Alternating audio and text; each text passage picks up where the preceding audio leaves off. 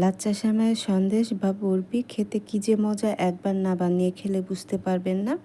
আমাদের ঘরে সবসময় এই সেমাইগুলো থেকে যায়, আর কেউ খেতে চায় না। আর আপনি যদি বাসায় একবার এভাবে লাচ্চা সেমাইয়ের সন্দেশ তৈরি করেন, সবাই খুব মজা করে খাবে। খুবই মজা হয়, অসম্ভব মজা হয় এই লাচ্চা সেমাইয়ের সন্দেশ। আর বাইরেটা ক্রিস্পি থাকে, ভিতরটা সফট থাকে, খেতে খুবই মজা হয়। চলুন দেখা যাক এই লাচ্চা সেমাইয়ের সন্দেশটি আমি কিভাবে তৈরি করেছি। আসসালামু আলাইকুম, কেমন আছেন সবাই?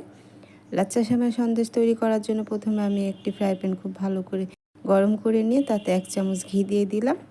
আপনারা চাইলে এখানে তেল দিয়েও রান্না করতে পারেন, তবে ঘি দিলে ফ্লেভারটা ভালো আসে। এখন আমি এখানে লাচ্চা সেমাই দিয়ে দিচ্ছি। এখানে আমি প্রায় 250 গ্রামের মতো লাচ্চা সেমাই দিয়েছি। এখন আমি লাচ্চা সেমাইটা একটু হালকা বাদামি করে ভেজে নেব। আপনারা চাইলে তেল ছাড়া, ঘি ছাড়াও এই সন্দেশটি তৈরি করে খেতে পারেন, খুবই মজা হয়। আমি হালকা বাদামি করে ভেজে নিয়েছি। এখন আমি এখানে 1/2 কাপের মতো গুঁড়ো দুধ দিয়ে দিলাম। এটাও অপশনাল, শুধু সেমাই আর কনডেন্স মিল্ক দিয়ে এই সন্দেশটা তৈরি করে নেওয়া যায়, খুবই মজা হয় খেতে। এখন গুঁড়ো দুধটা আমি খুব ভালো করে মিশিয়ে নিচ্ছি এই সেমাইয়ের সাথে। সুন্দর একটা ঘ্রাণ বের হয়েছে, ঘি দিলে একটু টেস্টটা বেড়ে যায় আর ঘ্রাণটাও খুব সুন্দর আসে। ভাজা হয়ে গেছে। এখন আমি দিয়ে দিচ্ছি 2 টেবিল চামচের মতো কনডেন্স মিল্ক। ব্যাস তৈরি হয়ে যাবে লাচ্চা সেমাইয়ের সন্দেশ। আমি 2 টেবিল চামচের মতো কনডেন্স মিল্ক দিয়ে কনডেন্স মিল্কটা খুব ভালো করে মিশিয়ে নিচ্ছি। চুলোর জালটা লো করে তারপর কনডেন্স মিল্কটা খুব ভালো করে মিশিয়ে নিতে হবে। আর কনডেন্স মিল্ক দেওয়ার সাথে সাথে দেখবেন যে আঠালো ভাব হয়ে আসছে। এখন আমি যে পাত্রে সেট করব সেই পাত্রে আমি নামিয়ে নিলাম, হয়ে গেছে। এর থেকে বেশি জাল করা যাবে না, তাহলে শক্ত হয়ে যাবে।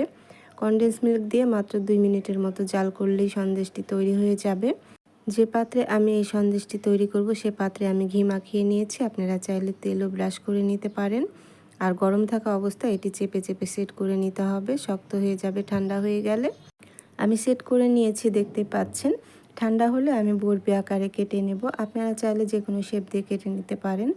আমি কেটে নিয়েছি, দেখতে পাচ্ছেন, আর শক্ত হয়ে এসেছে। খুবই মজা হয় এই সন্দেশটি। লাচ্চা সেমাইয়ের এই সন্দেশটি খুবই মজা হয় খেতে। আপনারা চাইলে বাসায় একবার ট্রাই করে দেখতে পারেন। তবে এই সন্দেশটি শুধু লাচ্চা সেমাই দিয়েই তৈরি করতে হবে। অন্য কোনো সেমাই দিয়ে এই সন্দেশটি খেতে ভালো লাগবে না, যেহেতু লাচ্চা সেমাইটা একটু সফট আর ক্রিস্পি থাকে। যে পাত্রে সেট করবেন সেই পাত্রে তেল ব্রাশ করে নিলে সঙ্গে সঙ্গে উঠে আসবে, কোনো সমস্যা হবে না। আর বাইরেটা ক্রিস্পি আছে আর ভিতরটা সফট, খেতে খুবই মজা হয়। বাসায় মেহমান আসলে 10 মিনিটে আপনি এই মজাদার লাচ্চা সেমাইয়ের সন্দেশটি তৈরি করে দিতে পারেন।